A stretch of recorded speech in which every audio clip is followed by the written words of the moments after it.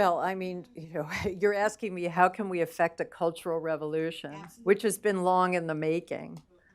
And I guess what I tell people, I often tell my students there's nothing wrong with being a reactionary. That term has acquired negative connotations.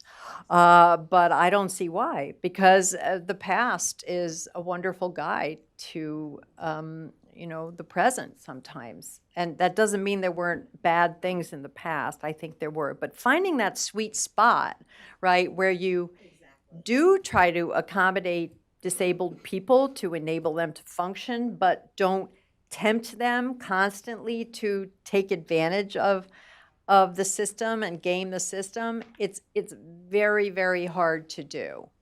But it's more a matter of an attitude.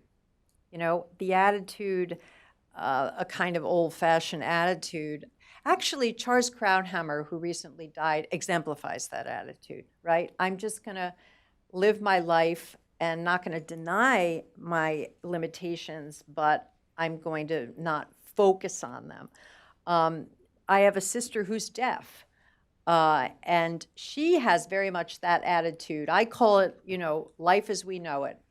This is our life. We're going to live it to the best of our abilities, and we're not going to talk all the time about our disability because there's so many more interesting things to think about and to do. But how do you instill that attitude? I mean, it's a matter of upbringing. It's a matter of outlook. It's a matter of the zeitgeist. My thought is that they need to clone your mom and my mom, and they need to. Well, right, the zeitgeist has turned against that. Yeah.